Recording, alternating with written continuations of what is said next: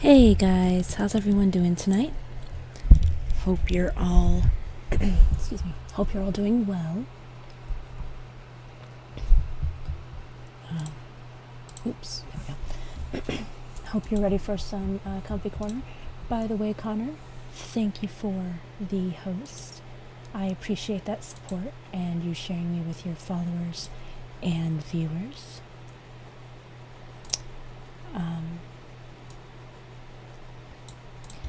Just moving things around a tiny bit so that I can see everything on my screen properly. Okay.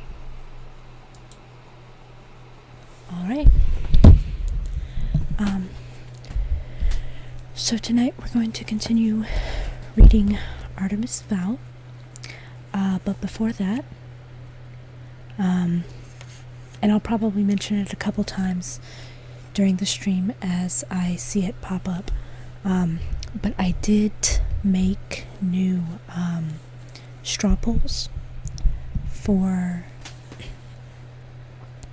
the book that I'm going to read after this one, as well as the game that I'll be playing after Mass Effect 3.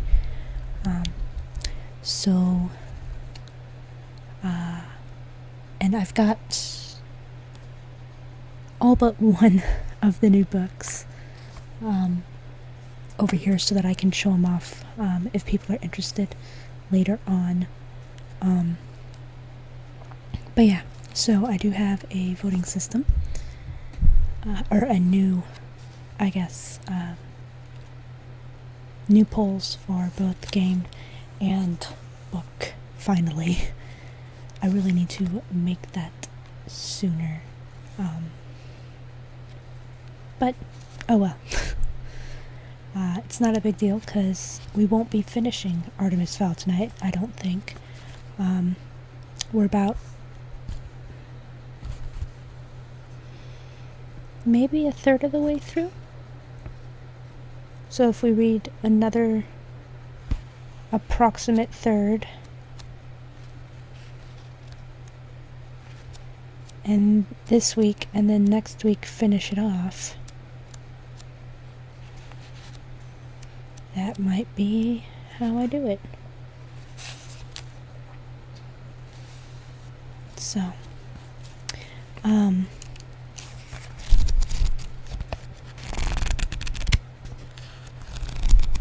there's also some ideas that I've come up with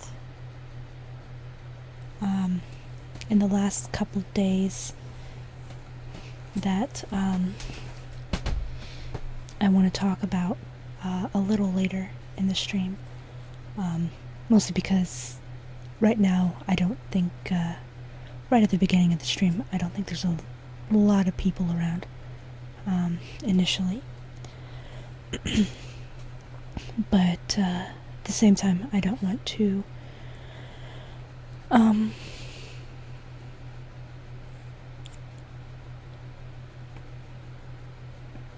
I don't want to start my stream super early and have it go, for a while without doing anything.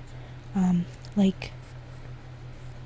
could start reading the book, but yeah, I'm gonna start reading the book. I don't know what I'm saying. I'm rambling. So, going to continue on. We are in chapter 5. Sorry, I'm checking to see about where I want to stop. Which I shouldn't be looking at so early, but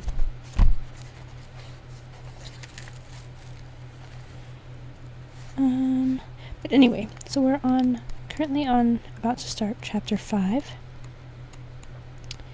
And if you don't remember, last week we met Artemis Fowl, who is an Irish criminal mastermind at only 12 years old, I believe. Double checking that. Yes, 12 years old. criminal mastermind, and he is currently trying to get gold to bring his family's fortune back into place. And the way that he intends to do so is he has kidnapped a fairy named Holly Short. She is specifically a I believe, what did it say she was?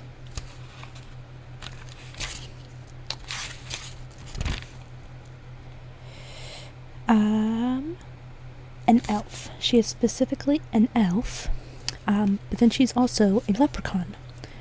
But that's her job, which is part of the LEP, or Lower Elements Police, the LEP Recon Team, or Leprechaun.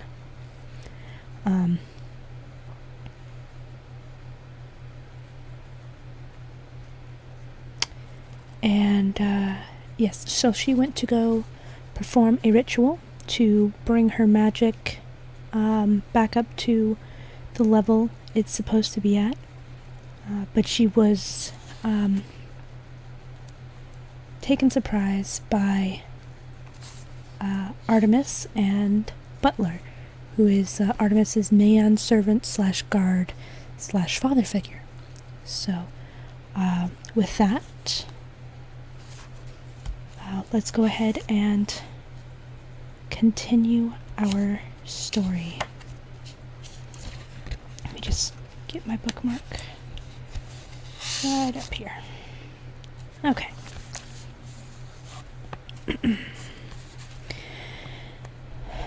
Chapter 5. Missing in Action. Commander Root was sucking on a particularly noxious fungus cigar. Several of the retrieval squad had nearly passed out in the shuttle. Even the stench from the manacled troll seemed mild in comparison. Of course, no one said anything, their boss being touchier than a septic boil. Foley, on the other hand, delighted in antagonizing his superior. Oh, I don't remember what accent I gave Foley last time. I think I gave him a higher register voice. "None of your rancid stooges in here, Commander," he brayed. There we go. "None of your rancid stooges in here, Commander," he brayed, the moment Root made it back to Ops. "The computers don't like smoke." Root scowled, certain that Foley was making this up. Excuse me. Nevertheless, the commander was not prepared to risk a computer crash in the middle of an alert, and so doused his cigar in the coffee cup of a passing gremlin. "Now, Foley, what's this so-called alert? And it better be good this time." The centaur had a tendency to go completely hyper over trivialities. He'd once gone to DEFCON 2 because his human satellite stations were out. "It's all right," Foley assured him. "Or, should I say bad? Very bad." Root felt the ulcer in his gut begin to bubble like a volcano. "How bad?"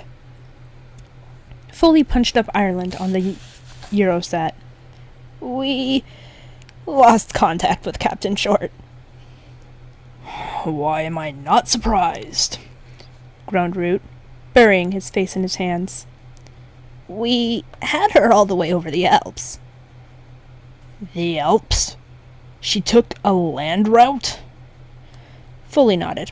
"Against regulations, I know, but everyone does it." The commander agreed grudgingly. Who could resist a view like that? As a rookie, he'd been placed on report himself for that exact offense. "Okay, move on. When did we lose her?" Foley opened a viewer window on the screen. "This is the feed from Holly's helmet unit. Here we are over Disneyland Paris."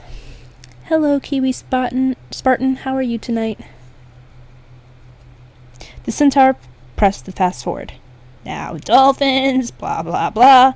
The Irish coastline. Still no worries. Look, her locator comes into shot.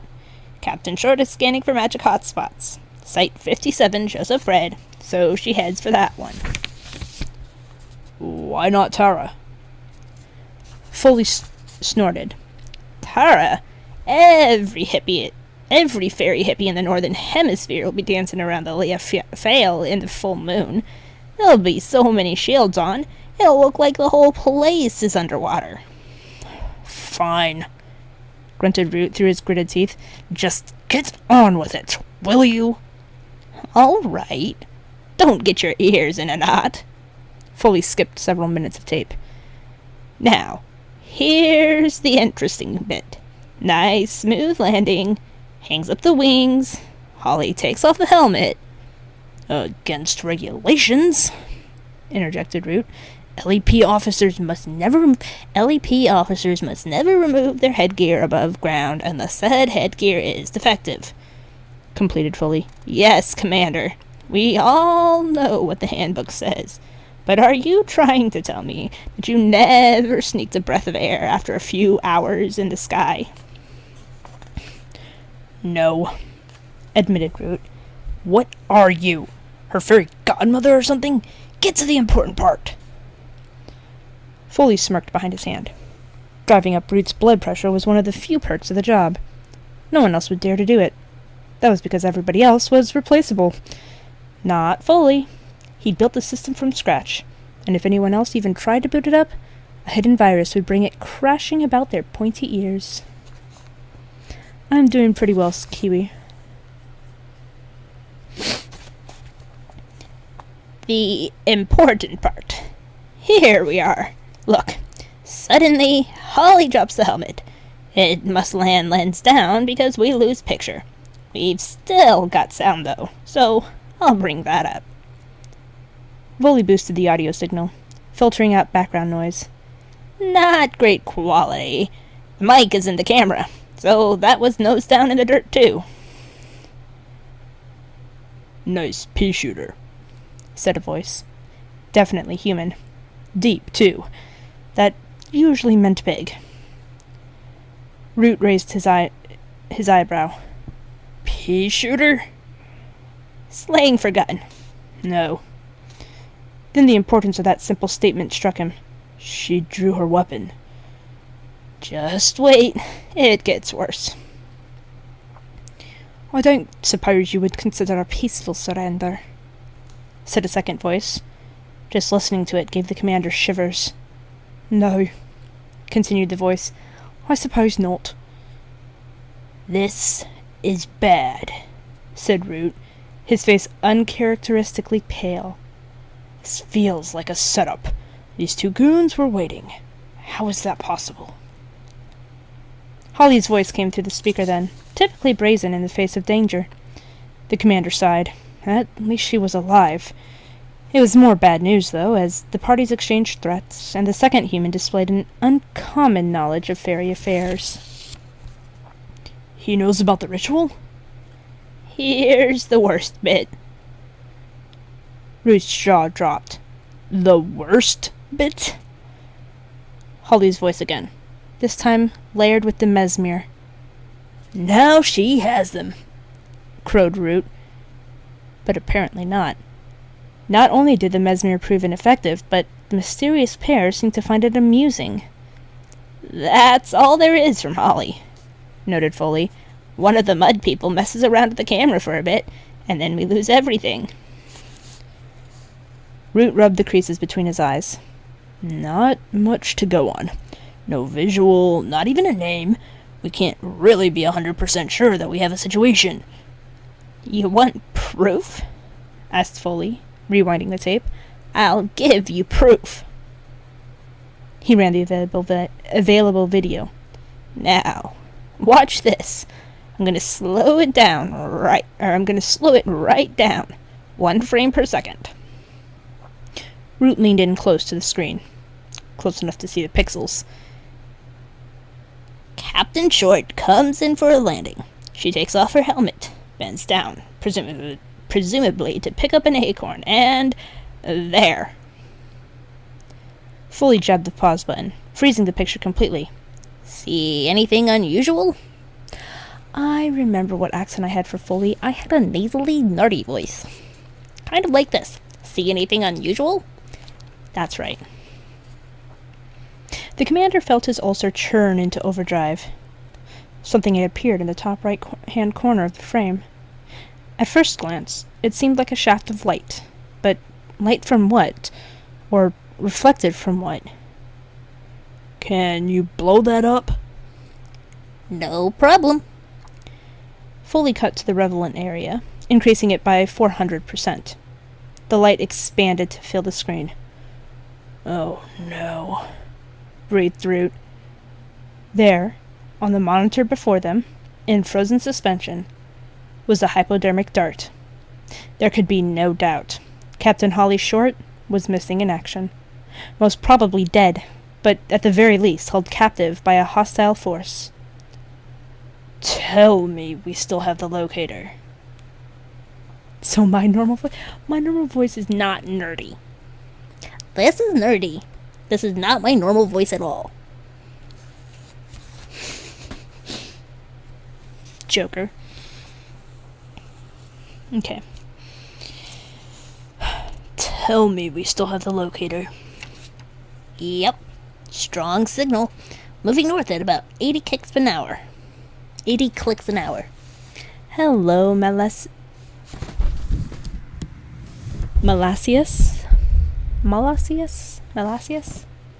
How are you tonight?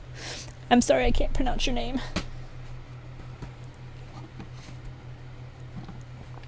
Root was silent for a moment, formulating his strategy.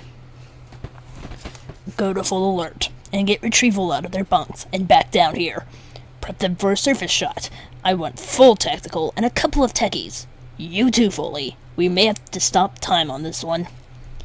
10-4, Commander. You want recon in on this? Root nodded. You bet. I'll call in Captain Dane. He's our number one. Oh no, said Root. For a job like this, we need our very best, and that's me. I'm reactivating myself. Yeah, it's a pretty big cup. Foley was so amazed, he couldn't even formulate a smart comment. You're... Yes, Foley. Don't act so surprised. I have more successful recons under my belt than any officer in history. Plus, I did my basic training in Ireland, back in the Top Hat and Shillelagh days. Is it cool if I call you Mal? Hello, Paladin Mike. How are you tonight? Also, thank you. I try really hard on voices.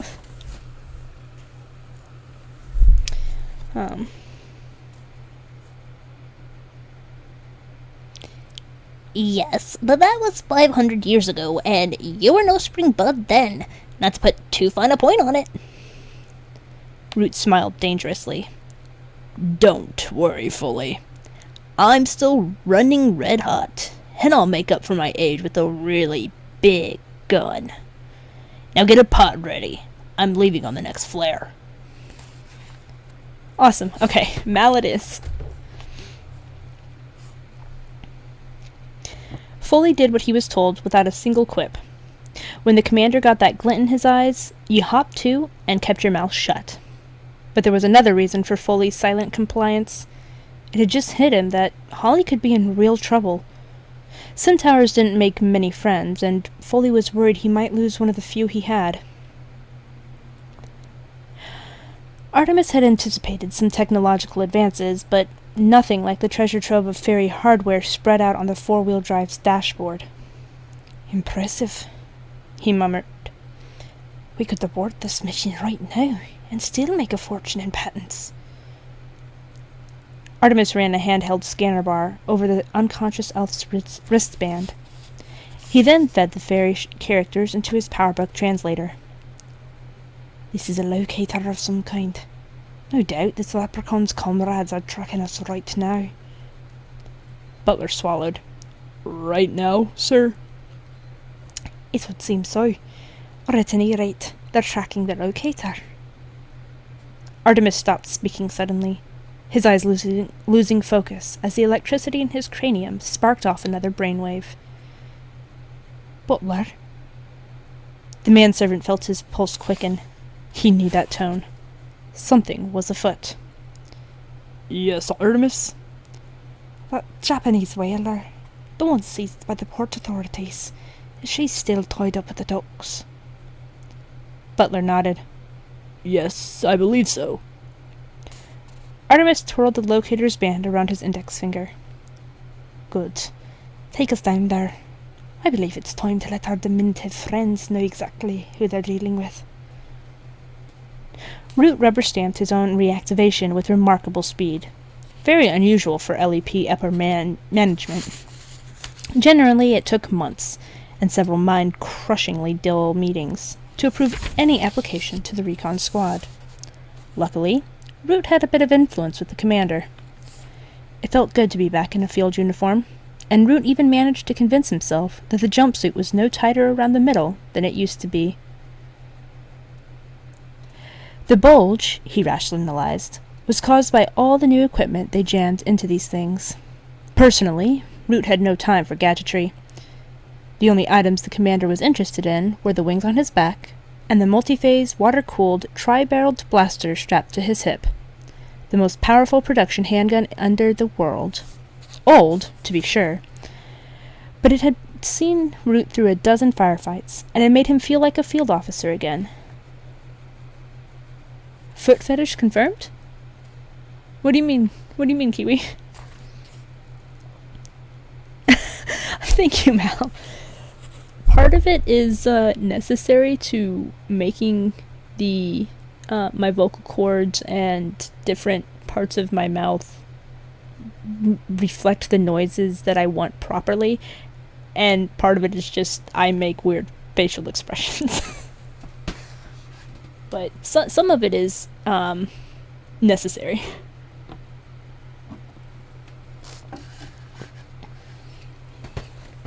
I didn't know if there was something weird in the book that was foot fetishy. I didn't. Mm-hmm. No worries, Kiwi. Okay. The nearest chute to Holly's position was E1 Tara.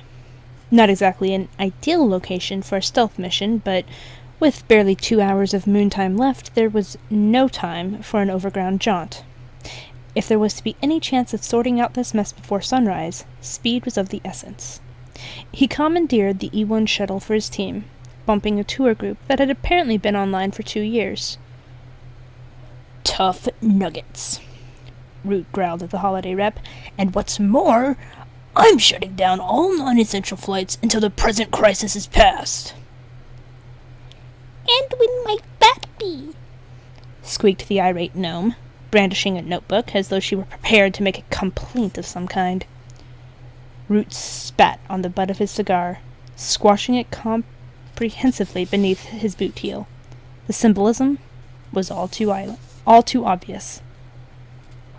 The chutes will be opened, ma'am, when I feel like it, growled the commander.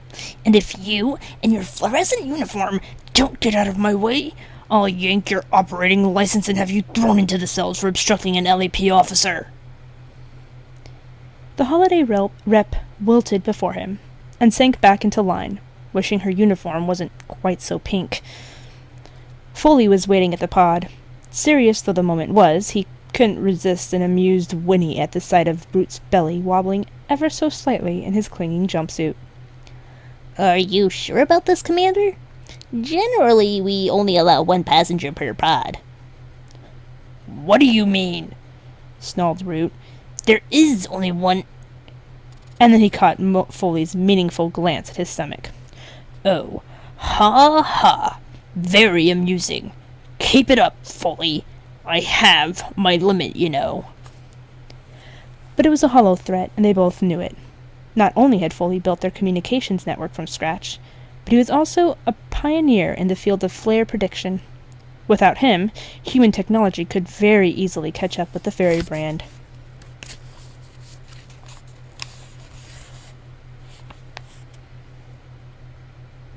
I am very confused, Kiwi, not gonna lie. Root strapped himself into the pod. No half-century-old crafts for the commander. This baby was fresh off the assembly line, all silver and shiny, with the new jagged fin stabilizers that were supposed to read the magma currents automatically. Foley's innovation, of course. For a century or so, his pod designs had leaned toward the futuristic, plenty of neon and rubber. Lately, however, his sensibilities had become more retrospective, replacing the gadgetry with walnut dashes and leather upholstery. Root found his old-style decor strangely comforting. He wrapped his fingers around the joysticks and suddenly realized just how long it had been since he had ridden the hot shots. Foley noticed his discomfort. Don't worry, Chief, he said without the usual cynicism. It's like riding a unicorn. You never forget. Root grunted, unconvinced. Let's get the show on the road, he muttered, before I change my mind. Malicious, thank you for the follow. Glad you're enjoying the stream thus far. Hope you continue to enjoy. And welcome to the dark side. Okay. Foley hauled the door across until the... Foley hauled the door across until the suspension ring took hold, sealing the portal with a pneumatic hiss. Root's face took on a green hue through the quartz pane. He didn't look too scary anymore. Quite the opposite, in fact.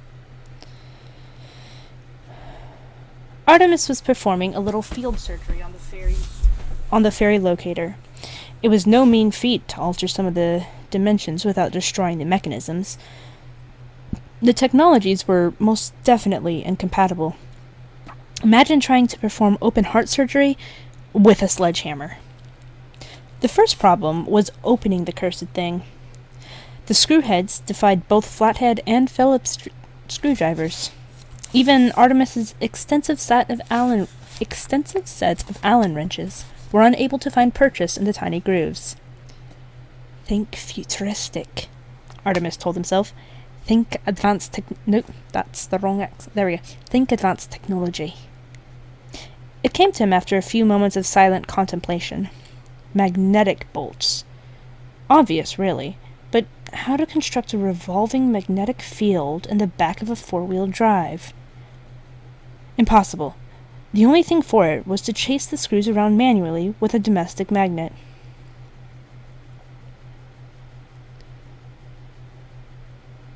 Oh, is that what it's from? Is it from Avatar? I just knew there was... Oh, yeah, Avatar The Last Airbender. For some reason, I was thinking of a different GIF that I have. But yes, that is from Avatar The Last Airbender, and I kind of have an obsession with dragons. All my notification GIFs are dragons. You can't see them right now, but I have a collection of dragons that I sometimes share on Strim. Our heist method is heisting gems from Pyre, who's one of my dragons that I have. And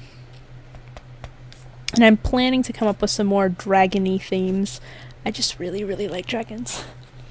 One of the first books, or the book that we read just before Artemis Fowl, was actually, it was called Dragon Spell.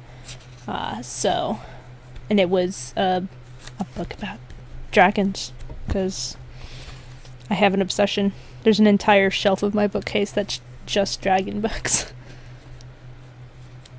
So, yeah. Oh, thank you, Mel.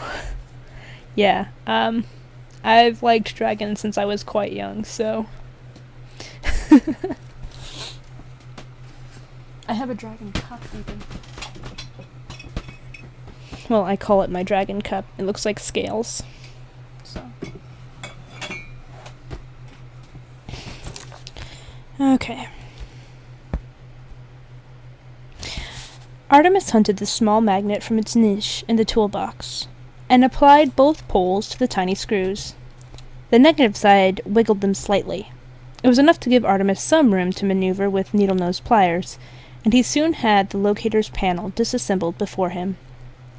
The circuitry was minute, and not a sign of a solder bead. They must use another form of binder. Perhaps if he had time, the principles of this device could be unraveled, but for now he would have to improvise.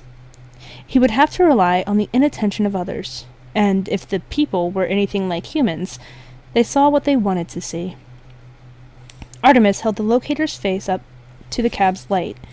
It was translucent, slightly polarized, but good enough. He nudged a slew of tiny, shimmering wires aside, inserting a buttonhole camera into space. He secured the pea-sized transmitter with a dab of silicone. Crude, but effective. Hopefully. The magnetic screws refused to be coaxed back into their grooves without the proper tool, so Artemis was forced to glue them, too. Messy, but it should suffice, provided the locator wasn't examined too closely. And if it was, well, he would only lose an advantage that he never expected to have in the first place. Butler knocked off his high beams as they entered the city limits. "Doc's coming up, Artemis," he said over his shoulder. "There's bound to be a customs and excise crew around here somewhere." Artemis nodded. It made sense. The port was a thriving artery of illegal activity. Over 50% of the country's contraband made it ashore somewhere along this half-mile stretch. "A diversion then, Butler. 2 minutes are all I need." The manservant nodded thoughtfully. "The usual?" "I don't see why not. Knock yourself out. Or, rather, don't." Artemis blinked. That was his second joke in recent times. And his first aloud. Better take care. This was no time for frivolity. The dockers were rolling cigarettes. It wasn't easy with fingers the size of lead bars, but they managed. And if a few strands of brown tobacco dropped to the rough flagstones, what of it? The pouches were available by the carton from a little man who didn't bother adding government tax to his prices. Butler strolled over to the men, his eyes shadowed beneath the brim of a watch cap. "Cold night," he said to the assembled group. No one replied. Policemen came in all shapes and sizes.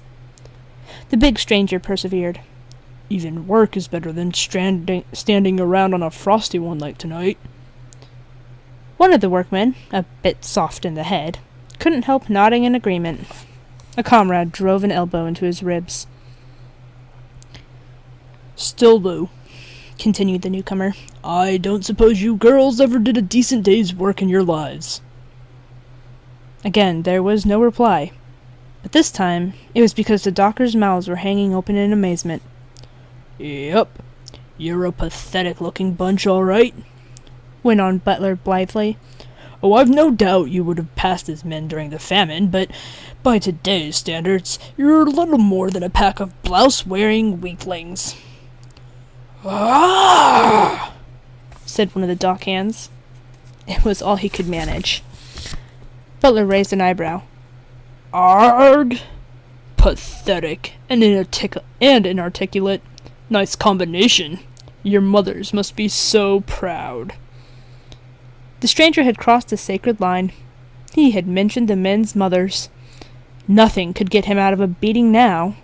Not even the fact that he was obviously a simpleton. Albeit a simpleton with a good vocabulary. The men stamped out their cigarettes and spread slowly into a semicircle. It was 6 against 1. You had to feel sorry for them. Butler wasn't finished yet. "Now, before we get into anything, ladies, no scratching, no spitting, and no tattling to Mommy." It was the last straw. The men howled and attacked as one. If they had been paying any attention to their adversary in that moment before contact, they might have noticed that he shifted his weight to lower his center of gravity. They might also have seen that the hands he drew out of his pockets were the size and approximate shape of spades. But no one was paying attention to Butler, too busy watching their comrades, making sure they weren't alone in the assault. The thing about a diversion is that it has to be diverting. Big, crude, not Butler style at all. He would have preferred to take these gentlemen out from 500 feet with a dart rifle. Failing that, if contact was absolutely necessary, a series of thumb jabs to the nerve cluster at the base of the neck would be his chosen modus operandi, quiet as a whisper. But that would be defeating the purpose of the exercise. And so Butler went against his training, screaming like a demon and utilizing the most vulgar combat actions. Vulgar they may have been, but that's not to say they weren't effective. Perhaps a Shaolin priest could have anticipated some of the more exaggerated movements, but these men were hardly trained adversaries. In fairness, they weren't even completely sober. Butler dropped the first with a roundhouse punch. Two more had their heads clapped together, cartoon style. The fourth was, to Butler's eternal shame, dispatched with a spinning kick. But the most ostentatious was saved for the last pair. The manservant rolled up on his back, caught them by the collars of their donkey jackets, and flipped them into Dublin harbor. Big splashes, plenty of wailing. Perfect. Two headlights poked from the black shadow of a cargo container, and a government saloon screeched along the quay.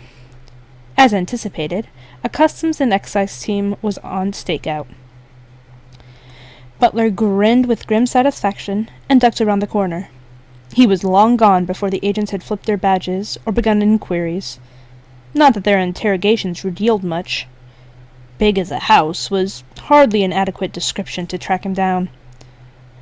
By the time Butler reached the car, Artemis had already returned from his mission. "Well done, old friend," he commented, "although I'm certain your martial arts sensei is turning in his grave. A spinning kick? How could you?" Butler bit his tongue, reversing the four-wheel drive off the wooden works. As they crossed the overpass, he couldn't resist glancing down at the chaos he had created. The government men were hauling a sodden docker from the polluted waters. Artemis had needed this diversion for something, but Butler knew there was no point in asking what. His employer did not share his plans with anyone until he thought the time was right. And if Artemis Fowl thought the time was right, then it usually was. Okay, we're going to take a quick break before I continue with this chapter. I need to run upstairs and use the bathroom real fast. And then we will be right back. Enjoy some of this music from a friend of the stream. I'll caster him. Yeah, enjoy the music while we're on break.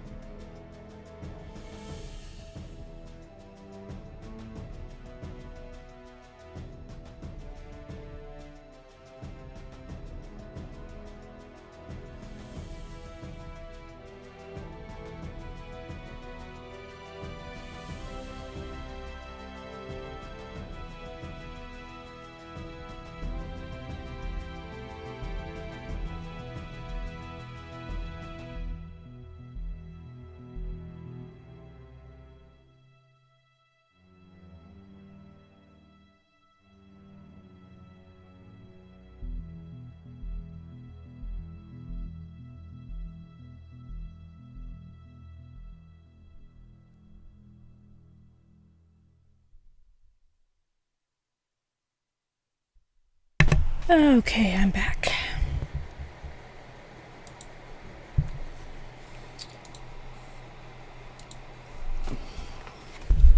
I grabbed myself some cheese cubes, which you can kind of see right there. Also, I absolutely agree, Paladin. Butler is amazing. Okay.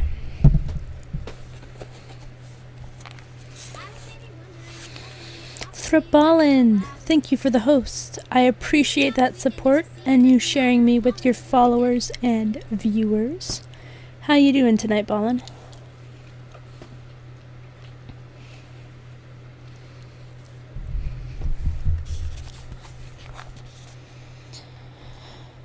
Okay. Root emerged shaking from the pod. He didn't remember it being like this in his time. Although, truth be told, it had probably been an awful lot worse. Back in the shillelagh days, there were no fancy polymer harnesses, no auto thrusters, and certainly no external monitors. It was just gut instinct and a touch of enchantment. In some ways, Root preferred it like that. Science was taking the magic out of everything. Doing well, playing some XCOM because Humble Bundle. Yay, Humble Bundle. Glad to hear you're doing well. I'm sorry I wasn't able to make it back into your stream earlier. I didn't end up getting home until a lot later than I thought I would.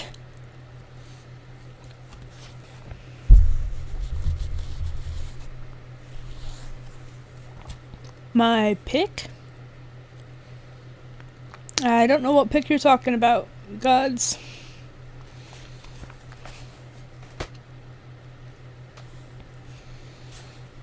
If you mean my background, it is not cringe as fuck. It is wonderful and I love it. And I don't care what people say, I think it's cool.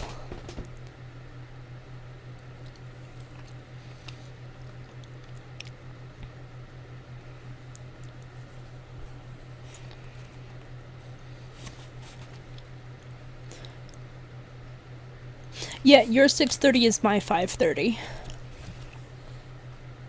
So, it is a bit different.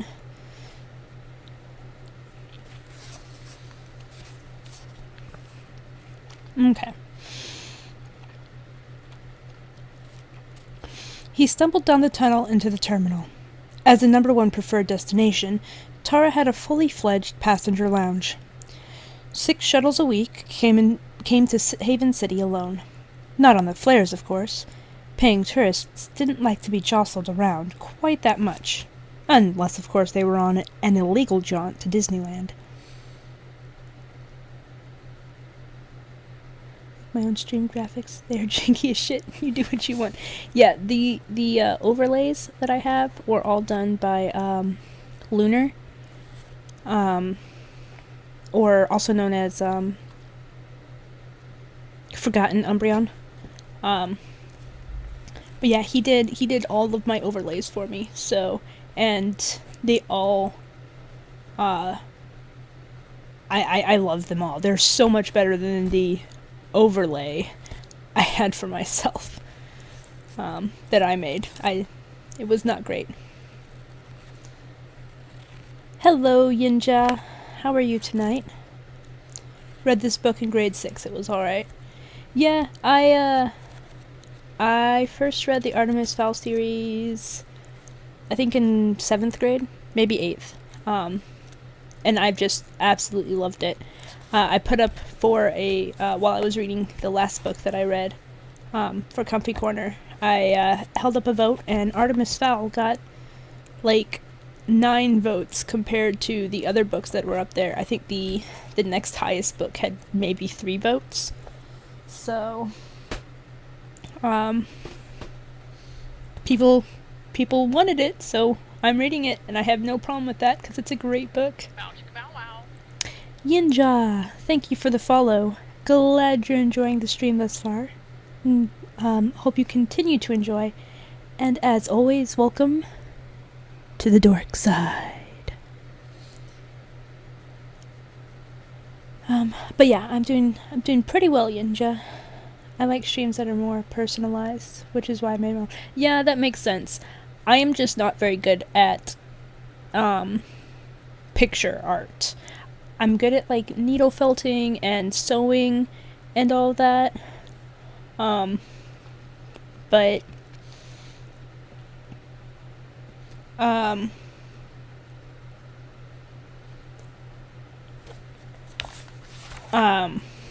God damn it. So yeah, I'm good at needle felting and sewing, but when I try to make drawn things or even photoshopped things or what have you, I'm really bad at it. So I just figured I had my first overlay that I got from Lunar was my gaming stream overlay, and he made that for me as a gift, and then I was like, well, now I kind of want you to now I kind of want you to make more for me, because I've got my Comfy Corner stream and my Fiber Friday stream. And I was like, what are your rates? And his rates were really, really good. And I was like, yeah, I'm going to pay you to make these overlays for me to kind of have a continuity. And because they were so much better than mine. And before 50 Shades of Grey channel ban. No, never. Here's the thing. The books that I read on Comfy Corner have to be books that I own. I am never going to own a copy of 50 Shades of Grey. If someone tries to give me a copy of 50 Shades of Grey, I will go right out, and I don't support destroying books. So I won't burn it. I won't tear it up. I won't throw it away. But it's something, it's not going to be in my possession. I refuse. There's no way in hell. That is a terrible, god-awful book. Okay, God's Dorito first. I'm slow at seeing things. We've got the pronouns command. I do prefer neutral pronouns, either the xer, which is the xi, xem, xyer, which is conveniently right below the picture there, or they, them pronouns, if you please. I would appreciate that. As far as Tumblr goes,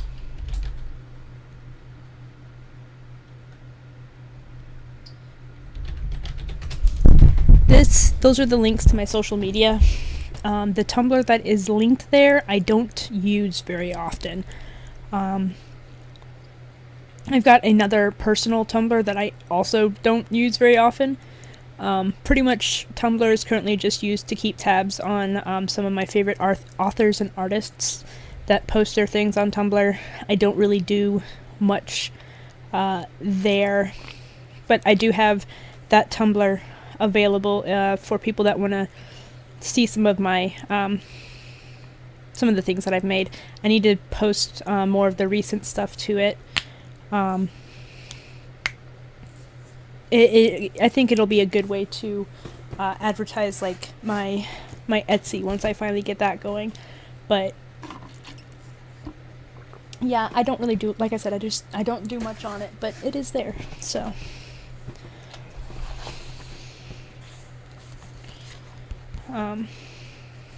yeah. Okay. Yeah, just leave it. Yeah, that's what I'd probably do. I'd probably like put it in a library or maybe Goodwill, and that way if someone wants it, they can pay to read it like weirdos. But if you're gonna read that nonsense, you should have to pay, because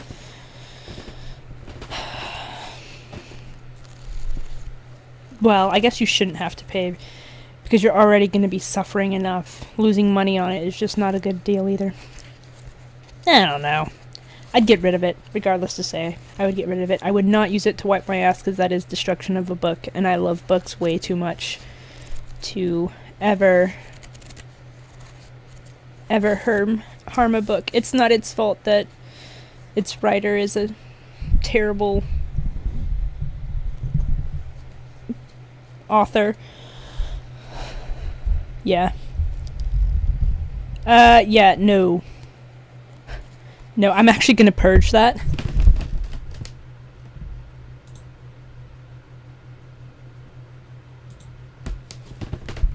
That's just been removed from chat, so it's not going to, not gonna show up in chat. Keep it classy, guys. Keep it classy. Okay.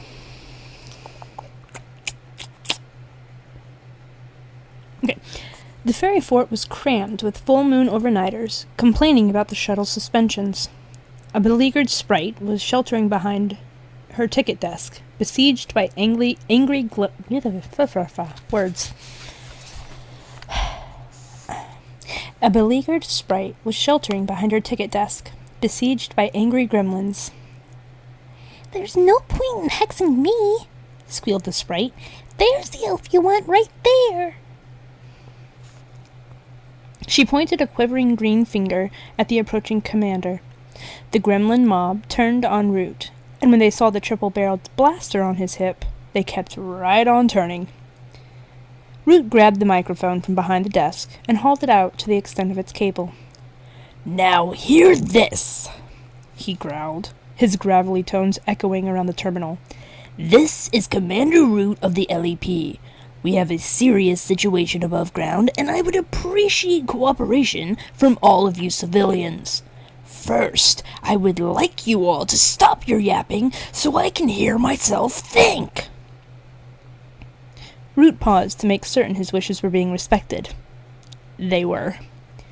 Secondly, I would like every single one of you, including these squalling infants, to sit down on the courtesy benches until I have gone on my way. Then you can get back to griping or stuffing your faces, or whatever else it is civilians do. No one had ever accused Root of political correctness. No one was ever likely to either. Now, I want whoever's in charge to get over here. Now! Sadly, I'm gonna have to head out. My friend wants to Skype with me. I'll be sure to try. Alright, Yinja. Not a problem. Enjoy your Skyping chat. If you do want to hear the rest of the book tonight, or you want to hear the first part of the book from last week, that YouTube channel that was in the social command does have all of my Comfy Corner streams. So it has all the books. Show feet. No.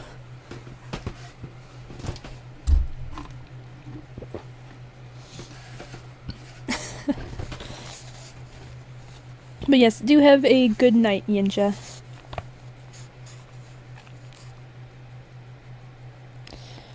Okay.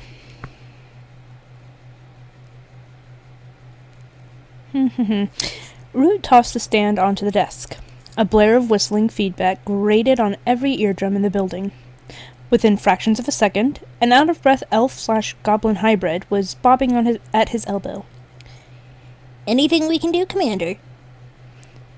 Root nodded, twisting a thick cigar into the hole beneath his nose. I want you to open a tunnel straight through this place. I don't want to be bothered by customs or immigration. Start moving everybody below after my boys get here. The shuttle port director swallowed. Everybody?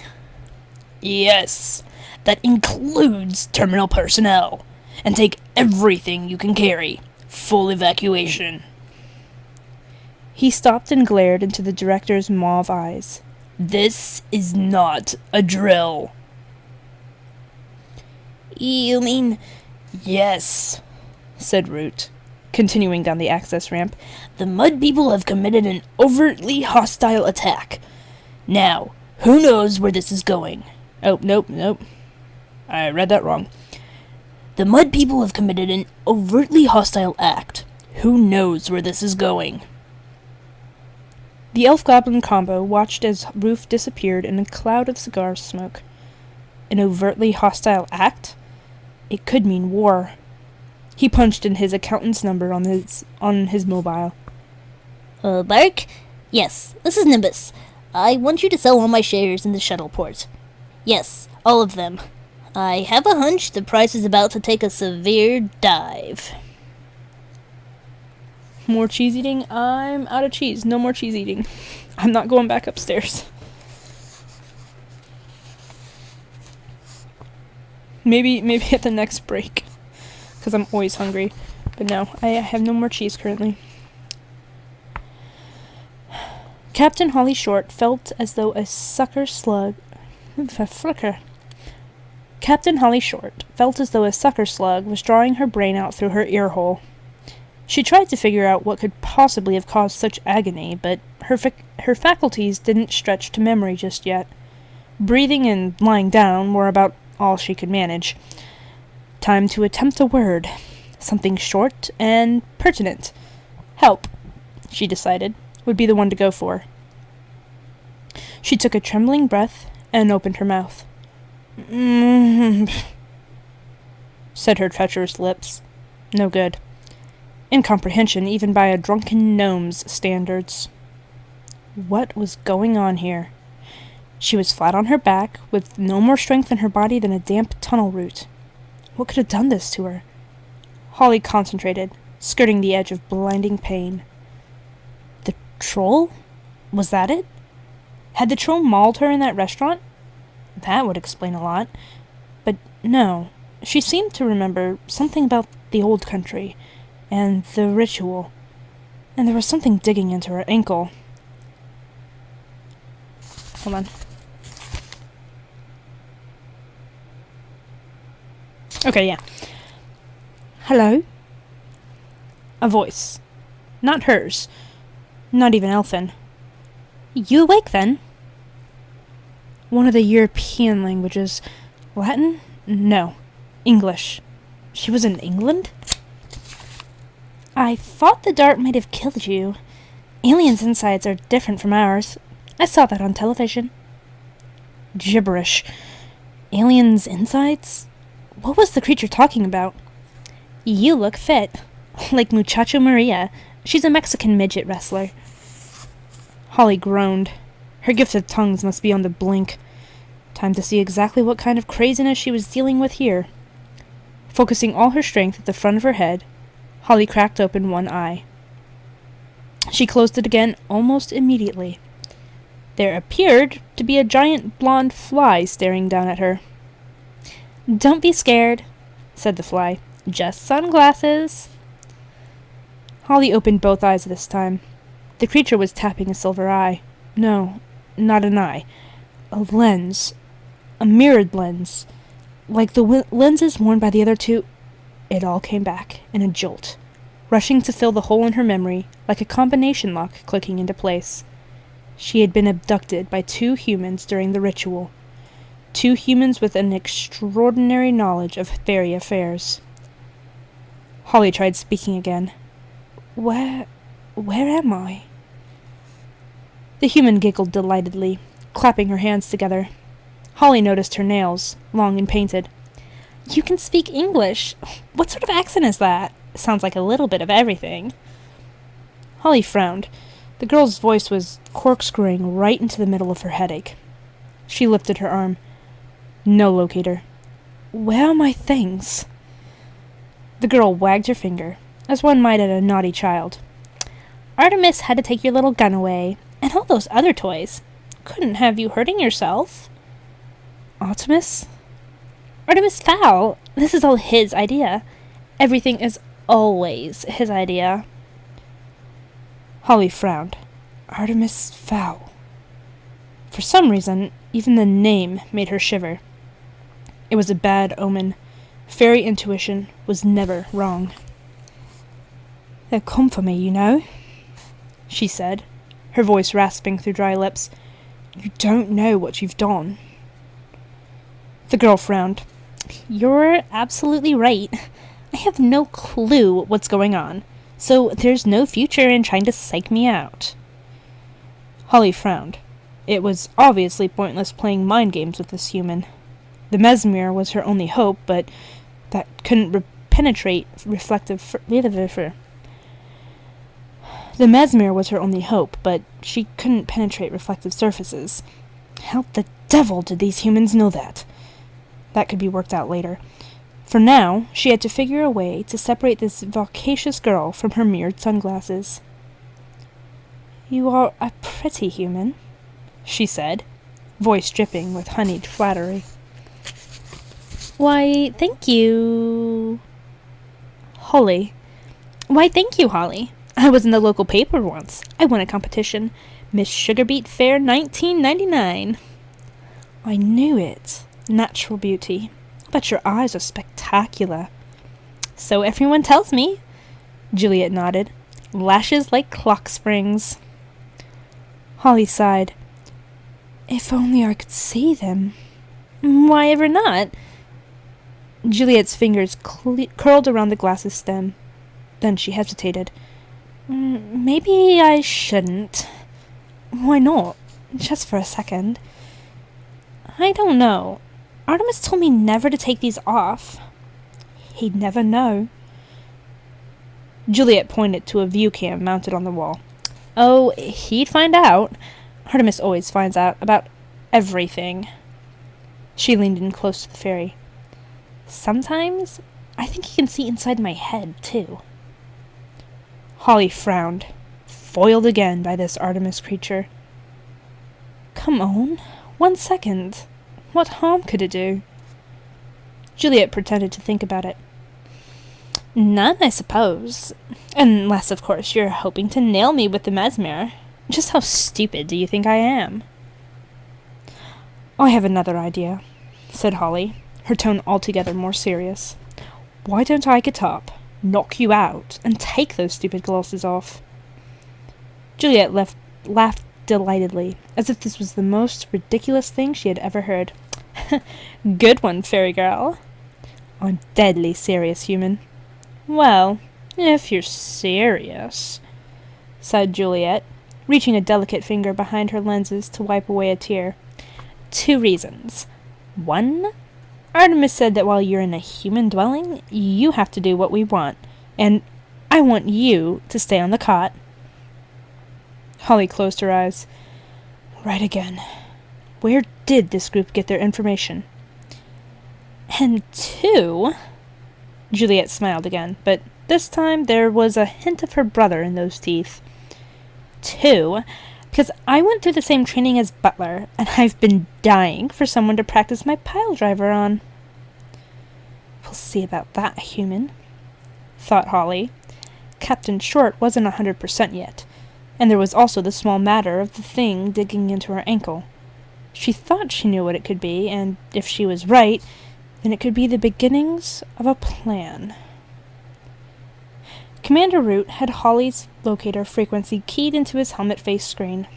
It took Root longer than expected to reach Dublin. The modern wing rigs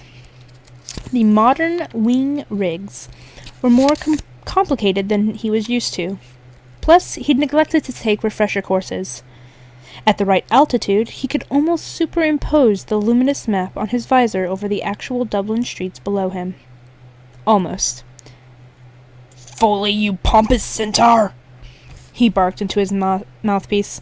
Problem, boss man? Came the tinny reply. Problem? You can say that again. When was the last time you updated the Dublin files? Root could hear sucking noises in his ear. It sounded as though Foley was having lunch. Sorry, Commander. Just finishing off this carrot. Dublin, let's see. 1875. I thought so. This place is completely different. Humans have even managed to change the shape of the coastline. Foley was silent for a moment. Root could just imagine him wrestling with the problem. The Centaur did not like to be told that any part of his system was out of date. Okay, he said at last. Here's what I'm going to do. We have a scope on a satellite TV bird with a footprint in Ireland. I see, muttered Root, which was basically a lie. I'm going to email last week's sweep direct to your visor. Luckily, there's a video card in all the new helmets. Luckily? The tricky bit will be to coordinate your flight pattern with the video feed. Root had had enough. How long fully? 2 minutes, give or take. Give or take what? About 10 years if my calculations are off. They'd better not be off at all then. I'll hover until we know. 124 seconds later, Root's black and white blueprints faded out, to be replaced by full-color daylight imaging. When Root moved, it moved, and Holly's locator beacon dot moved too. Impressive, said Root. Oh, what was that, Commander? I said impressive! Shouted Root. No need to get a swelled head. The commander heard the sound of a room full of laughter, and realized that Foley had him on the speakers. Everyone had heard him complimenting the Centaur's work. There'd be no talking to him for at least a month. But it was worth it. The video he was receiving now was bang up to date. If Captain Short was being held in a building, the computer would be able to give him 3D blueprints instantaneously. It was foolproof. Except... Fully? The beacon's gone offshore. What's going on? A boat or ship, I'd say, sir. No, boat or ship, sir. I'd say it, I guess. Root cursed himself for not thinking of it. They'd be having a big laugh on the Situation Room. Of course it was a ship. Root dropped down a few hundred feet until its shadowy outline loomed through the mist. A whaler by the looks of it. Technology may have changed over the centuries, but there was still nothing like a harpoon to slaughter the world's largest mammal. Captain Short is in there somewhere, Fully. Below decks. What can you give me? Nothing, sir. It's not a permanent fixture. By the time we've run down her registration, it'd be way too late. Way too late. What about thermal imaging? No, Commander. That hull must be at least 50 years old. Very high lead content. We can't even penetrate the first layer. I'm afraid you're on your own. Root shook his head. After all the billions we've poured into your department, remind me to slash your budget when I get back. Yes, sir, came the reply, sullen for once. Foley did not like budget jokes. Just have the retrieval squad on full alert. I may need them at a moment's notice. I will, sir. You'd better. Over and out. Root was on his own. Truth be told, that was the way he liked it. No science, no uppity centaur whinnying in his ear. Just a fairy, his wits, and maybe a touch of magic. Root tilted his polymer wings, hugging the underside of a fog bank. There was no need to be careful. With his shield activated, he was invisible to the human eye. Even on stealth-sensitive radar, he would be no more than a barely perceptible distortion. The commander swooped low to the gunwales. It was an ugly craft, this one. The smell of death and pain lingered in the blood-swabbed decks. Many noble creatures had died here. Died and been dissected for a few bars of soap and some heating oil. Root shook his head. Humans were such barbarians. Holly's beeper was flashing urgently now. She was close by. Very close. Somewhere within a 200-foot radius was the hopefully still-breathing form of Captain Short. But without blueprints, he would have to navigate the belly of this ship unaided. Root alighted gently on the deck, his boots adhering slightly to the mixture of dried soap and blubber coating the steel surface. The craft appeared to be deserted. No sentry on the gangplank, no bassoon on the bridge, not a light anywhere. Still, no reason to abandon caution. Noddis_no, thank you for the follow. Glad you're enjoying the stream thus far. Hope you continue to enjoy, and welcome to the dork side. How you doing tonight, Notice? Or Noddis? I'm not sure how to pronounce things.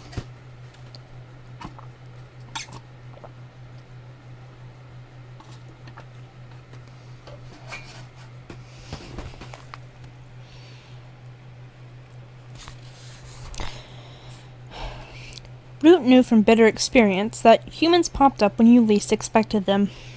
Once, when he was helping the retrieval boys scrape some pod wreckage off a tunnel wall, they were spotted by a group of potholing humans. What a mess that had been. Mass hysteria, high-speed chases, group mind wipes, the whole 9 yards. Root shuddered. Nights like that could put decades on a ferry.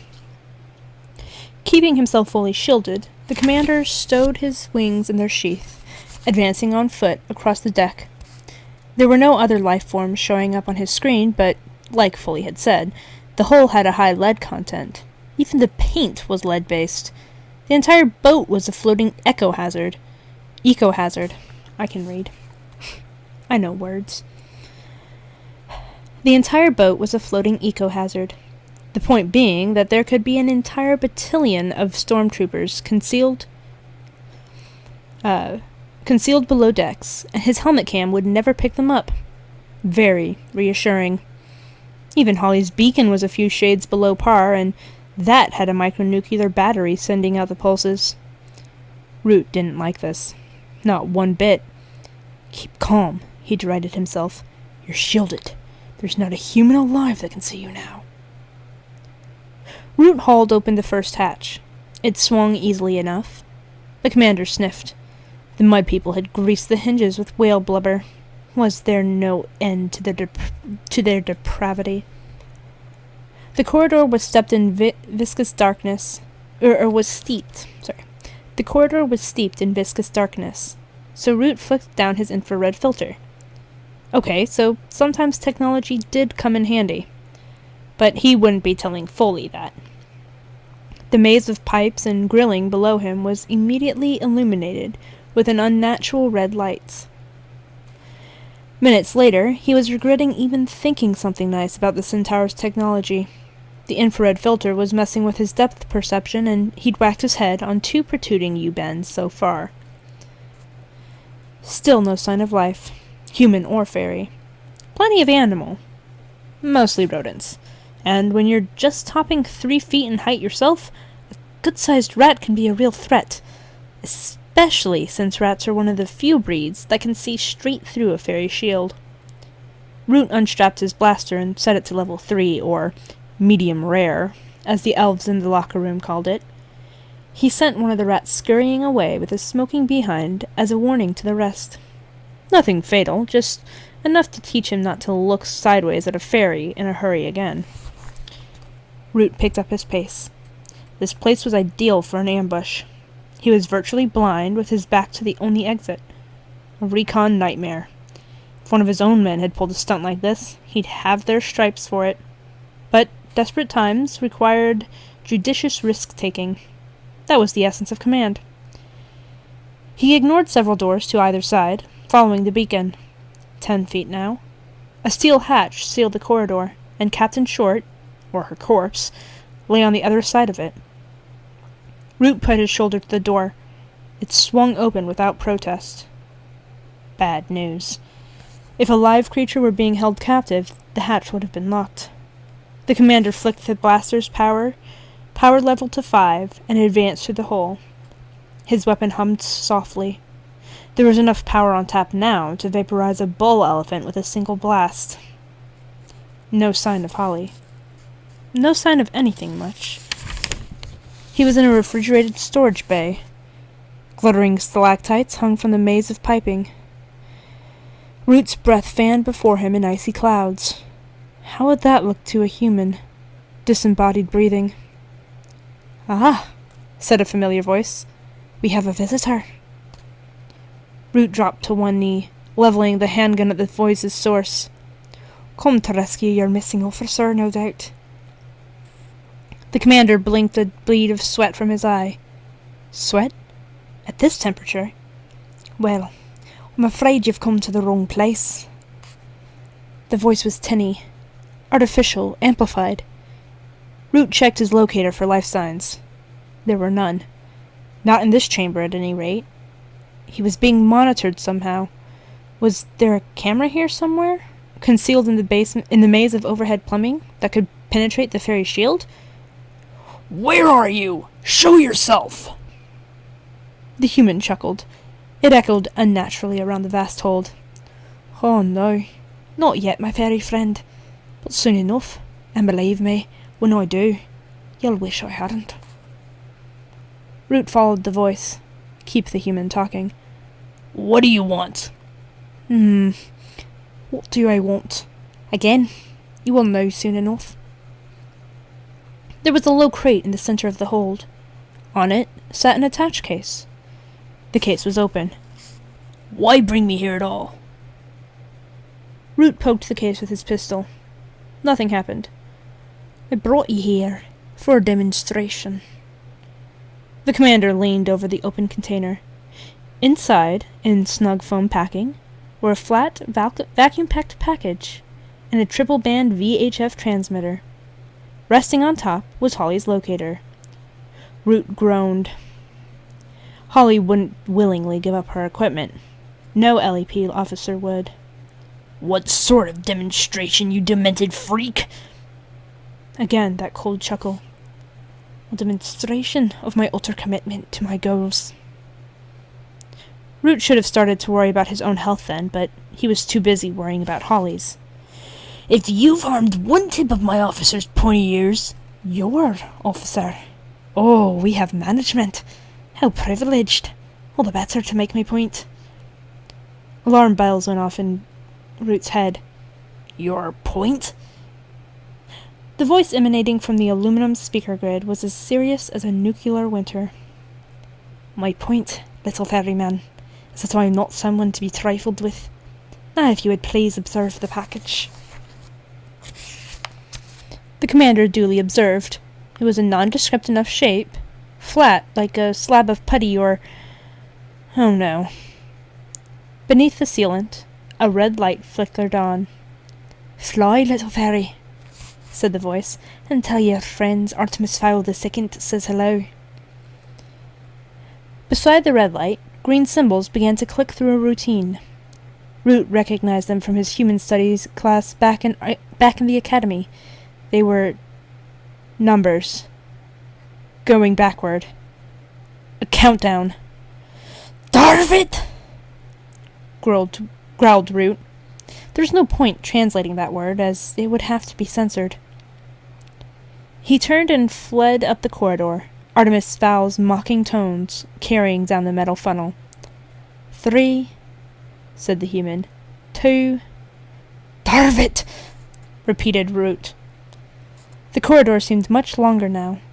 A sliver of starry sky peeked through a wedge of open door. Root activated his wings. This would take some fancy flying. The hummingbird's span was barely narrower than the ship's corridor. 1. Sparks flew as the electronic wings scraped a protruding pipe. Root cartwheeled, righting himself at Mach 1. 0, said the voice. Boom. Inside the vacuum-packed package, a detonator sparked, igniting a kilogram of pure Semtex. The white-hot reaction devoured the surrounding oxygen in a nanosecond and surged down the path of least resistance, which was, of course, immediately after LEP Commander Root. Root dropped his visor, opening the throttle to maximum. The door was just a few feet away now.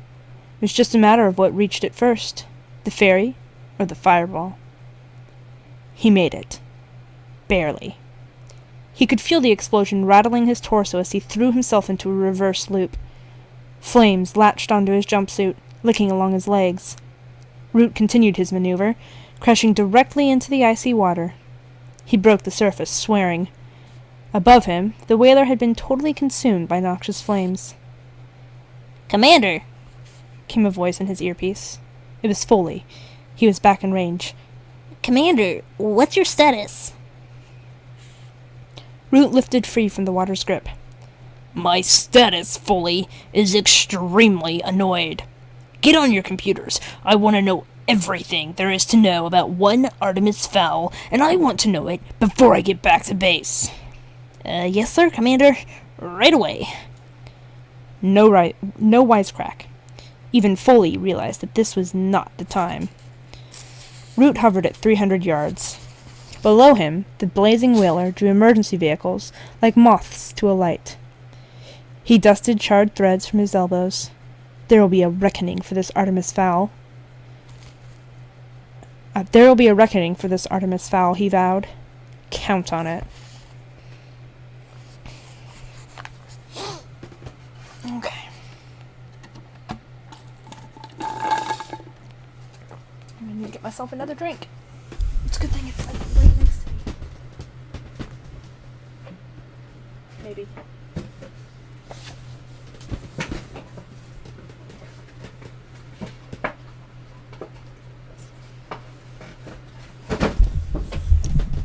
It's a bit noisier than I anticipated.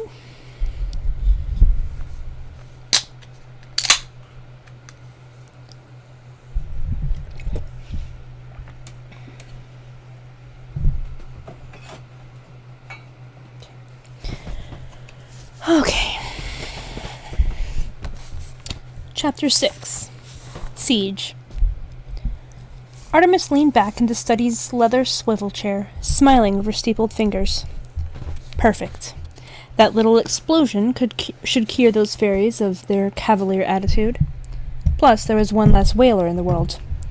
Artemis Fowl did not like whalers. There were less objectionable ways to produce oil byproducts. The pinhole camera concealed in the locator had worked perfectly. With its high-resolution images, he had picked out the fairy's telltale breath crystals.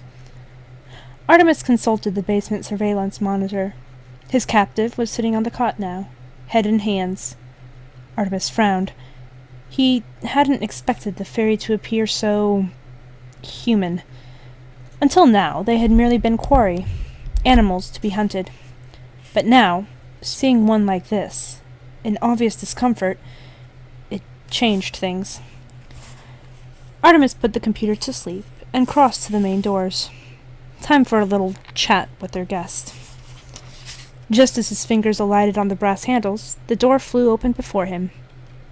Juliet appeared in the doorway, cheeks flushed from haste. "Artemis!" she gasped. "Your mother, she—" Artemis felt a lead ball drop in his stomach. "Yes?" "Well, she says, Artemis, that you're—" "Yes, Juliet. For heaven's sake, what is it?" Juliet placed both hands over her mouth, composing herself. After several seconds, she parted spangled nails, speaking through her fingers. "It's your father, sir. Artemis Sr. Madame Fowl says he's come back." For a split second, Artemis could have sworn his heart had stopped. Father? Back? Was it possible? Of course, he'd always believed his father was alive, but lately, since he'd hatched this very scheme, it was almost as if his father had shifted to the back of his mind. Artemis felt guilt churn in his stomach. He had given up on his own father. "Did you see him, Juliet? With your own eyes?" The girl shook her head. "No, Artemis, sir. I just heard voices. In the bedroom. But she won't let me through the door. Not for anything. Not even with a hot drink." Artemis calculated. They had returned barely an hour ago. His father could have slipped past Juliet. It was possible. Just possible. He glanced at his watch, synchronized with Greenwich Mean Time by constantly updated radio signals. 3 a.m. Time was ticking on. His entire plan depended on the fairies making their next move before daylight. Artemis started. He was doing it again, pushing family to one side. What was he becoming? His father was the priority here, not some money-making scheme. Juliet was still in the doorway, watching him with those enormous blue eyes. She was waiting for him to make a decision, as he always did. And, for once, there was indecision scrawled across his pale features. "Very well," he mumbled eventually. "I'd better go up there immediately." Artemis brushed past the girl, taking the steps 2 at a time. His mother's room was 2 flights up, a converted attic space. He hesitated at the door. What would he say if it was his father miraculously returned? What would he do? It was ridiculous dithering about it, impossible to predict. He knocked lightly. "Mother?" no response, but he thought he heard a giggle and was instantly transported into the past. Initially, this room had been his parents' lounge. They would sit on the Chase lounge for hours, tittering like schoolchildren, feeding the pigeons or watching the ships sailing past on Dublin Sound. When Artemis Sr. had disappeared, Angeline Fowl had become more and more attached to the space, eventually refusing to leave altogether. "Mother, are you all right?" Muffled voices from within.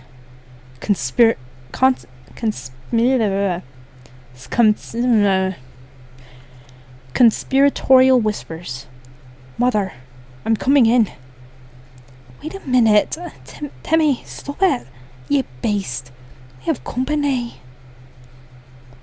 "Timmy?" Artemis's heart thumped like a snare drum in his chest. Timmy. Her pet name for his father. Timmy and Artie, the two men in her life. He could wait no longer. Artemis burst through the double doors. His first impression was of light. Mother had the lamps on. A good sign, surely. Artemis knew where his mother would be. He knew exactly where to look, but he couldn't. What if... "Yes? Can we help you?" Artemis turned, his eyes still downcast. "It's me." His mother laughed, airy and carefree. "I can see it's you, Papa. Can't you even give your boy one night off? It is our honeymoon, after all." Artemis knew then. It was just an escalation of her madness. "Papa?" Little Eiffel, thank you for the follow. Glad you're enjoying the stream thus far. Hope you continue to enjoy, and welcome to the dork side. Angeline thought Artemis was his own grandfather. Dead over 10 years. He raised his gaze slowly. His mother was seated on the Chase lounge, resplendent in her own wedding dress, face clumsily coated with makeup. But that wasn't the worst of it. Beside her was a facsimile of her father, constructed from the morning suit he'd worn on that glorious day in Christ Church Cathedral 14 years ago. The clothes were padded with tissue, and atop the dress shirt was a stuffed pillowcase with lipstick features. It was almost funny. Artemis choked back a sob, his hopes vanishing like a summer rainbow. What do you say, Papa?" said Angeline in a deep bass, nodding the pillow like a ventriloquist manipulating her dummy. "One night off for your boy, yeah?" Artemis nodded. What else could he do? "One night, then. Take tomorrow, too. Be happy." Angeline's face radiated honest joy. She sprang from the couch, embracing her unrecognized son. "Thank you, Papa. Thank you." Artemis returned the embrace, though it felt like cheating. "You're welcome, Angeline. I must be off. Business to attend to." His mother settled beside her imitation husband. "Yes, Papa. You go. Don't worry. We can keep ourselves amused." Artemis left. He didn't look back. There were things to be done, fairies to be extorted. He had no time for his mother's fantasy world. Captain Holly Short was holding her head in her hands. One hand, to be precise. The other was scrabbling down the side of her boot, on the camera's blind side. In actuality, her head was crystal clear, but it would do no harm for the enemy to believe her still out of action. Perhaps they would underestimate her, and that would be the last mistake they ever made. Holly's fingers closed around the object that had been digging into her ankle. She knew immediately by its contours what was concealed there. The acorn. It must have slipped into her boot during all the commotion by the oak. This could be a vital development. All she needed was a small patch of earth, then her powers would be restored. Holly glanced surreptitiously around the cell. Fresh concrete by the looks of it. Not a single crack or flaky corner. Nowhere to bury her secret weapon. Holly stood tentatively, trying out her legs for stability. Not too bad. A bit shaky around the knees, but otherwise sound enough. She crossed to the wall, pressing her cheek and palms to the smooth surface. The concrete was fresh, all right. Very recent. Still damp in patches. Obviously, her prison had been specially prepared. "Looking for something?" said a voice. A cold, heartless voice. Holly reared back from the wall. The human boy was standing not 2 feet from her, his eyes hidden behind mirrored glasses. He had entered the room without a sound. Extraordinary. "Sit, please." Holly did not want to sit, please. What she wanted to do was incapacitate this insolent pup with her elbow and use his miserable hide for leverage. Artemis could see it in her eyes. It amused him. "Getting ideas, are we, Captain Short?" Holly bared her teeth. It was answer enough. "We are both fully aware of the rules here, Captain. This is my house. You must abide by my wishes. Your rules, not mine. Obviously, my wishes do not include bodily harm to myself, or your attempting to leave this house." It hit Holly then. "How do you know your name, your rank?" Artemis smiled, though there was no joy in it. "If you wear a name tag." Holly's hand unconsciously covered the silver tag on her suit. "But that's written in Gnomish, I know. I happen to be fluent, as is everyone in my network." Holly was silent for a moment, processing this momentous revelation. "Fowl," she said with feeling. "You have no idea what you've done. Bringing the worlds together like this could mean disaster for us all." Artemis shrugged. "I'm not concerned with us all. Just myself. And believe me, I shall be perfectly fine. Now sit, please." Holly sat, never taking her hazel eyes from the diminutive monster before her. "So, what's this master plan, Fowl? Let me guess. World domination?" "Nothing so melodramatic," chuckled Artemis. "Just the riches." "A thief!" spat Holly. "You're just a thief!" Annoyance flashed across Artemis's features, only to be replaced by his customary sardonic grin. "Yes, a thief if you like. Hardly just a thief, though. The world's first cross-species thief." Captain Short snorted. First cross-species thief. What people have been stealing from us for millennia. What, do you think we live underground?" "True. But I'll be the first to successfully separate a fairy from its gold." "Gold? Gold? Human idiot! You don't honestly believe that crock of gold nonsense? Some things aren't true, you know." Holly threw her head back and laughed. Artemis checked his nails patiently, waiting for her to finish. When the gales had finally subsided, he shook his index finger. "You are right to laugh, Captain Short. For a while there, I did believe in all that under-the-rainbow crock of gold blarney. But now I know better. Now I know about the hostage fund." Holly struggled to keep her face under control. "What hostage fund?" "Oh, come now, Captain. Why bother with the charade? You told me about it yourself." I told you," stammered Holly. "Ridiculous!" "Look at your arm." Holly rolled up her right sleeve. There was a small cotton pad taped to the vein. "That's where we administered the sodium pentothal, commonly known as truth serum." He sang like a bird. Holly knew it was true. How else could he know? "You're crazy!" Artemis nodded indulgently. "If I win, I'm a prodigy.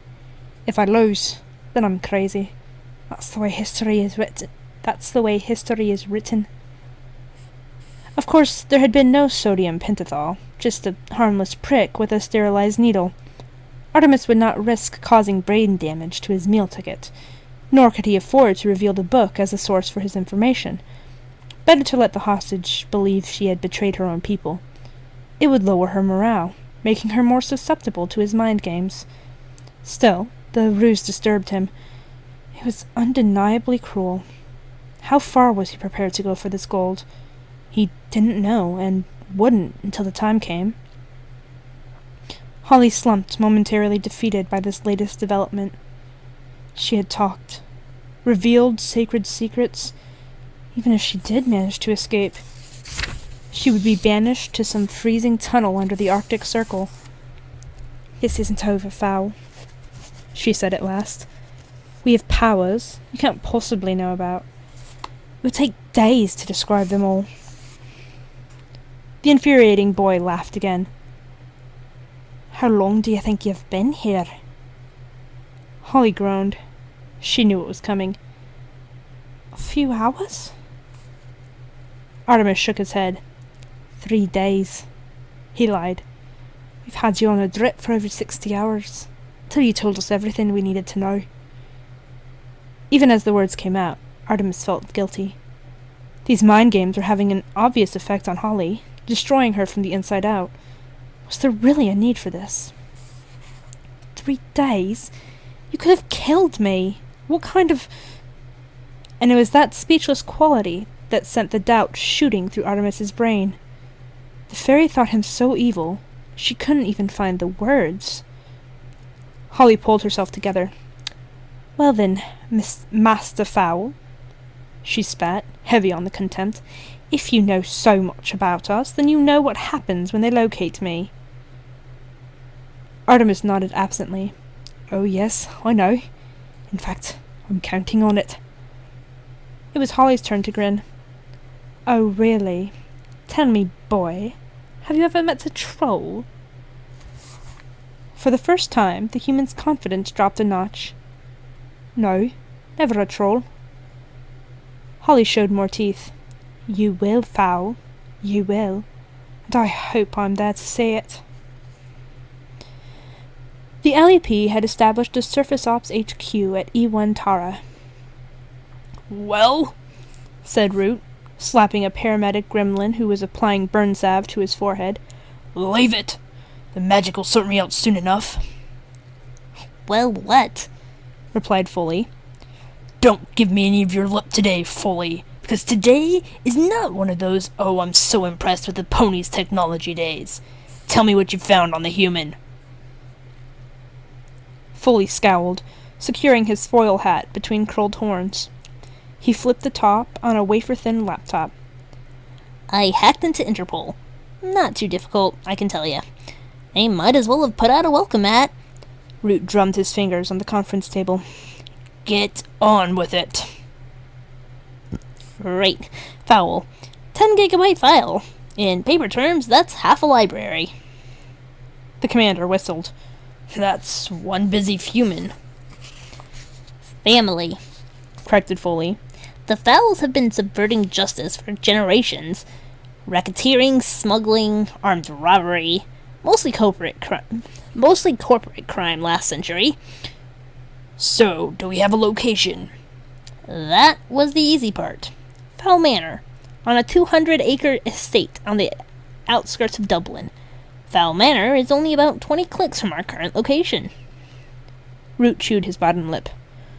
Only 20? That means we could make it before first light. Yep. Sort out this whole mess before it gets out of hand in the rays of the sun. The commander nodded. This was their first break. Fairies had not operated in natural light for centuries. Even when they had lived above ground, they were essentially night creatures. The sun diluted their magic like bleaching a photograph. If they had to wait another day before sending in a strike force, who knew what damage Fowl could achieve? It was even possible that this whole affair was media-oriented, and by tomorrow evening, Captain Short's face would be on the cover of every publication on the planet. Root shuddered. That would spell the end of everything, unless the Mud People had learned to coexist with other species, and if history had taught any lessons, it was that humans couldn't get along with anyone, even themselves. Right. Everyone, lock and load. V-flight pattern. Establish a perimeter inside the manor grounds. The retrieval squad roared military-type affirmatives, coaxing as many metallic noises from their weapons as possible. Foley, round up the techies. Follow us in the shuttle, and bring the big dishes. We'll shut down the entire estate, give ourselves a bit of breathing room. One thing, Commander, mused Foley. Yes? Said Root impatiently. Why did this human tell us who he was? He must have known we could find him. Root shrugged. Maybe he's not as clever as he thinks he is. No, I don't think that's it. I don't think that's it at all. I think he's been one step ahead of us the whole way, and this is no different. I don't have time for theorizing now, Foley. First light is approaching. One more thing, Commander. Is this important? Yes, I think it is. Well? Foley tapped a key on his keyboard, or on his laptop, scrolling through Artemis's vital statistics. This criminal mastermind, the one behind this elaborate scheme? Yes. What about him? Foley looked up, an almost admiring look in his golden eyes. Well, he's only 12 years old, and that's young, even for a human. Root snorted, jacking a new battery into his tri-barreled blaster. Too much damn TV. Thinks he's Sherlock Holmes. That's Professor Moriarty, corrected Foley. Holmes, Moriarty, they both look the same with the flesh scorched off their skulls. And with that elegant parting response, Root followed his squad into the night air.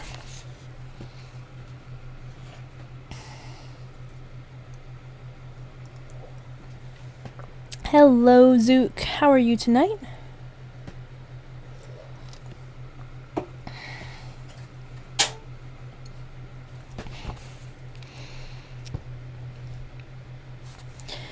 The retrieval squad adopted the V-Goose formation with Root on point. They flew southwest, following the video feed emailed to their helmets. Foley had even marked Fowl Manor with a red dot. Idiot-proof, he'd murmured into his mouthpiece, just loud enough for the commander to hear him. Thanks for reading. Oh, of course. Quite welcome. I enjoy doing it. The centerpiece of the Fowl estate was a renovated late medieval, early modern castle, built by Lord Hugh Fowl in the 15th century. The Fowls had held on to Fowl Manor over the years, surviving war, civil unrest, and several tax audits. Artemis did not intend to be the one to lose it. The estate was ringed by a 10-foot crenellated stone wall, complete with the original guard towers and walkways. The retrieval squad put down just inside the boundary and began an immediate scan for possible hostiles. 50 feet apart, instructed Root. Sweep the area. Check in every 60 seconds. Clear? Retrieval nodded. Of course it was clear. They were professionals. I'm not talking much, but I am very much enjoying the reading. The accents and... Oh, thank you, Balin. Thank you. I'm glad you guys enjoy it. It's a lot of fun for me, and the fact that you guys like it so much is just, like, awesome. Also, I get to practice my accents and voices, and that's fun.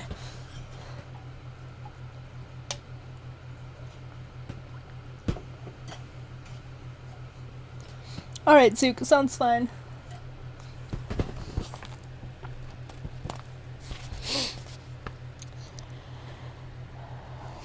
Okay, Retrieval nodded. Of course it was clear. They were professionals. Lieutenant Cudgeon, Retrieval Squad's leader, climbed the guard tower. You know what we should do, Julius? He and Root had been in the academy together, brought up in the same tunnel. Cudgeon was one of perhaps 5 fairies who called Root by his first name. I know what you think we should do. We should blast the whole place. What a surprise. The cleanest way. 1 blue rinse and our losses are minimum. Blue rinse was the slang term for the devastating biological bomb used on rare occasions by the Force. The clever thing about a biobomb was that it destroyed only living tissue. The landscape was unchanged. That minimum loss you're talking about happens to be one of my officers. Oh, yes, tutted Cudgeon. A female recon officer. The test case. Well, I don't think you'll have any problems justifying a tactical solution. Root's face took on that familiar purple hue. The best thing you can do right now is stay out of my way, or else I may be forced to ram that blue rinse straight into that morass you call a brain. Cudgeon was unperturbed. Insulting me doesn't change the facts, Julius. You know what the book says. We cannot, under any circumstances, allow the lower elements to be compromised. One time stop is all you get. After that... The lieutenant didn't finish his statement. He didn't have to. I know what the book says, snapped Root. I just wish you weren't so gung-ho about it. If I didn't know you better, I'd say there was some human blood in you. There's no call for that, pouted Cudgeon. I'm only doing my job. Point taken, conceded the commander. I'm sorry. You didn't often hear Root apologizing, but it had been a deeply offensive insult. Butler was on monitors. Anything? Asked Artemis. Butler started. He hadn't heard the young master come in. No, nothing. Once or twice I thought I saw a flicker, but it turned out to be nothing. Nothing is nothing, commented Artemis cryptically. Use the new camera. Butler nodded. Only last month, Master Fowl had purchased a cine camera over the internet, 2,000 frames a second, recently developed by Industrial Light and Magic for specialized nature shoots, hummingbird wings and such. It processed images faster than the human eye could. Artemis had it installed behind a chair over the main entrance. Butler activated the joypad. Where? Where? Try the avenue. I have a feeling visitors are on the way.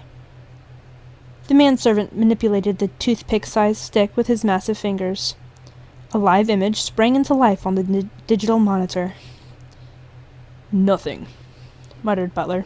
Quiet as the grave. Artemis pointed to the control desk. Freeze it. Butler nearly questioned the order. Nearly. Instead, he held his tongue and pressed the pad. On screen, the cherry tree froze, blossoms trapped in midair. More important, a dozen or so black-clad figures suddenly appeared on the avenue. What? Exclaimed Butler. Where did they spring from? They're shielded, explained Artemis, vibrating at a high speed. Too fast for the human eye to follow. But not for the camera, nodded Butler. Master Artemis, always 2 steps ahead. If only I could carry it around with me. If only. But we do have the next best thing. Artemis lifted a headset gingerly from the workbench. It was the remains of Holly's helmet. Obviously, trying to cram Butler's head into the original helmet would be like trying to fit a potato into a thimble. Only the visor and control buttons were intact.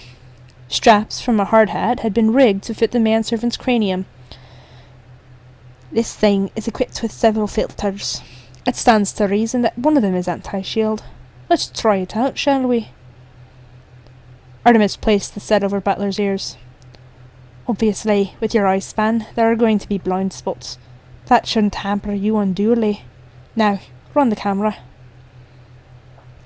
Artemis set the camera rolling again, Butler set the camera rolling again, while Artemis slotted down one filter after another. Now? No. Now?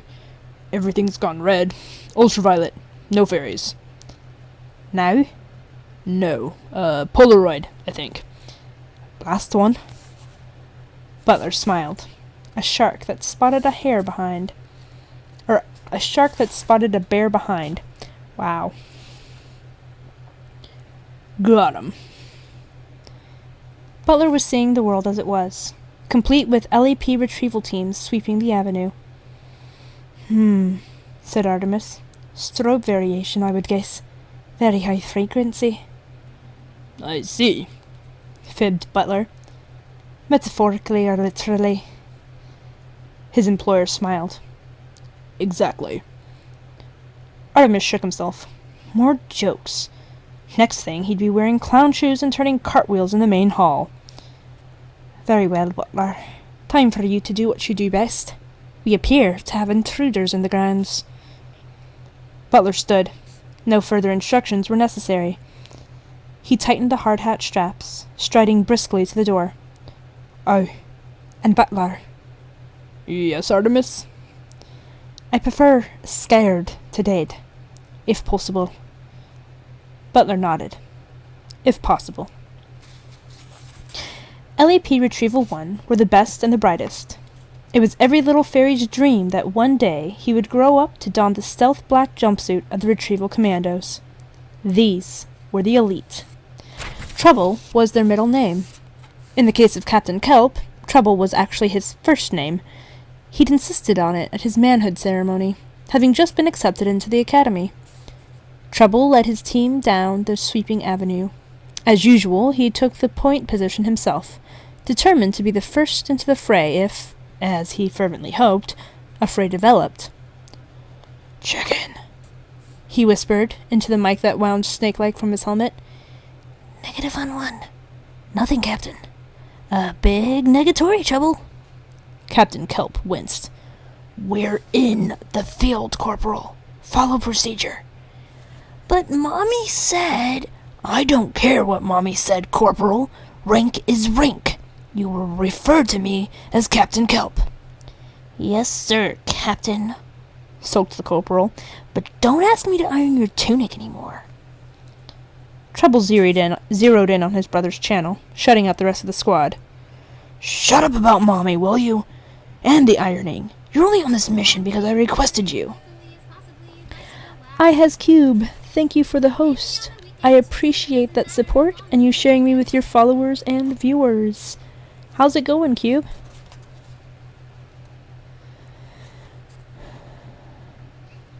You're only on this mission because I requested you. Now start acting like a professional or get back to the perimeter. Okay, Trubs. Trouble! Shouted Captain Kelp. It's trouble, not Trubs or Trub.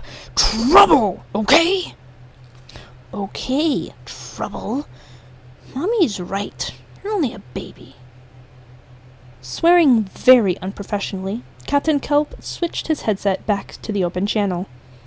He was just in time to hear an unusual sound. What was that? What? Dunno. Nothing, Captain.